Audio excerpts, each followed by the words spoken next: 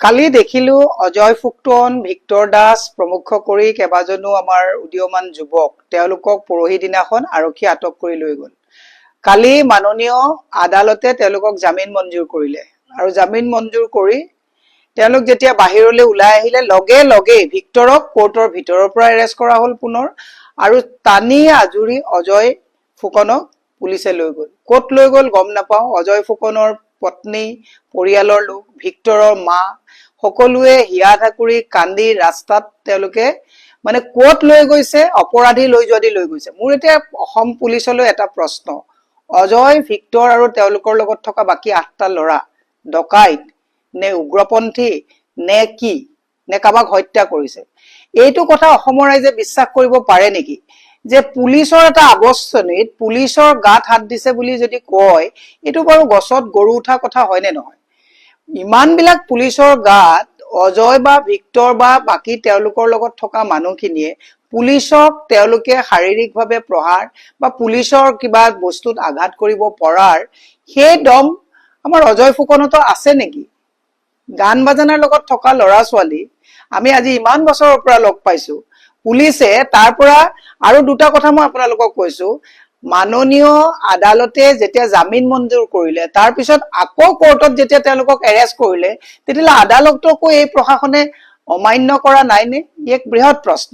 মই সেইকাৰণে এটা কথা কৈছো যে আমি কালিৰ পৰা গৈ যিটো দেখিলো, বৰ্তমানো তেওঁলোক কোন থানাত আছে পৰিয়ালৰ মানুহে ট্ৰেকেই কৰিব পৰা নাই। অপৰাধীক লৈ যোৱা দি তেওঁলোকক লৈ যোৱা হৈছে। মই মুখ্যমন্ত্ৰী যিহেতুকে গৃহ বিভাগৰ দায়িত্বত আছে, মুখ্যমন্ত্ৰীলৈ মোৰ এটা পোনপটীয়া প্ৰশ্ন যে ধৰিব লাগিছিল কাক? কিয় 10 দিন সময় SITয়ে দিবলগীয়া হ'ল শ্যাম কানু আৰু সিদ্ধাৰ্থহঁতক? শ্যাম কানু আৰু সিদ্ধাৰ্থহঁতে আপোনালোকৰতো চাইবাৰৰ এটা আপোনালোকৰ চেল আছে, তাহাঁতে যে ফেচবুক লাইভ কৰিব পৰা দি আছে, ফেচবুকত আপলোড কৰি আছে, এই যে অজয়হঁতক যে বাৰে প্ৰতি ইটোৰ পিছত সিটোৰ গোচৰ লগাই লগাই যে চুৰ ডকাইত দগাবাজৰ নিচিনাকে টানিয়ে জৰি আপোনালোকে লৈ গৈছে, যিখিনি মানুহৰ প্ৰতি আঙুলি উঠিছে, আমি তেওঁলোক অভিযুক্ত হয় নহয় এইটো আইনে ক'ব, যি মানুহৰ ওপৰত আঙুলি উঠিছে তেওঁলোকক সময়ৰ ওপৰত সময় দিছে। এন্টিচিপেটৰী বেইল এপ্লাই কৰিবৰ কাৰণে শুনিছো কোনোবাই এপ্লাই কৰিবলৈ লৈছে। মই উকিল সন্থাক কিন্তু চেলুট কৰিছো যে অসমৰ উকিল সন্থাই কিন্তু তেওঁলোকৰ কেছ নলয়। মই মুখ্যমন্ত্ৰীলৈ এটা বিনম্ৰভাৱে অনুৰোধ জনাইছো, হাল এৰি খেয়াল খেদিছে। জুবিন গাৰ্গৰ ন্যায় বিচৰাসকলক আপোনালোকে উগ্ৰপন্থী, অপৰাধী, চুৰ ডকাইতৰ নিচিনা চুচুৰাই লৈ গৈছে আৰু যাৰ প্ৰতি আঙুলি উঠিছে তেওঁলোকক সময় দিছে যাতে গোটেই কথাখিনি তেওঁলোকে ঠিক ঠাক কৰি ল'ব পাৰে। গতিকে আইন যাতে কোনেও হাতত তুলি নলয়, আইন যাতে কোনেও অৱমাননা নকৰে আৰু অজয় আৰু ভিক্টৰহঁতক কি গোচৰত ধৰা হৈছে এই কথাবিলাক আইনে জনাব লাগে যে কিয় এৰেষ্ট কৰা হ'ল। এৰেষ্ট কৰাৰ আগত পৰিয়ালৰ লোকক বা তেওঁক জনাব লাগে যে আপোনাক এইটো অপৰাধত আপোনালোকক এৰেষ্ট কৰা হৈছে। একো কথা জনোৱা হোৱা নাই। মই সেইকাৰণে এটা কথা আপোনালোকক বিনম্ৰভাৱে পুলিচকো মই আহ্বান জনাইছো, যোৱা পৰহি ৰাতি, যোৱা কালি নহয় তাৰ আগদিনাখন ৰাতি কাষ্টডিটো তেওঁলোকক শাৰীৰিকভাৱে মাৰপিট কৰা হৈছে। নাপায় এইবিলাক কৰিব।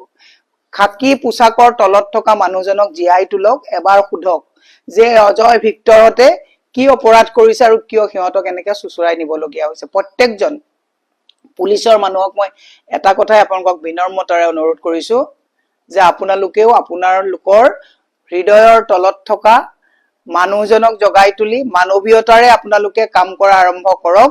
আপোনালোকৰ দৰমহা এই আমাৰ নিচিনা সৰু সুৰা মানুহবিলাকৰ কৰ কাতলৰে দি আছে।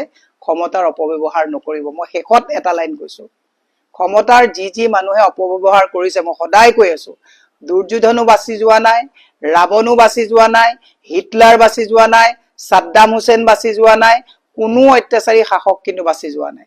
মনত ৰখাটো ভাল। খাকী পোছাকৰ যিটো গৰম, এই গৰমটো যাতে আপোনালোকে অলপ সংযম কৰি আপোনালোকেও মানৱীয়তাৰ দৃষ্টিকোণেৰে জুবিন গাৰ্গৰ ন্যায়ৰ ক্ষেত্ৰত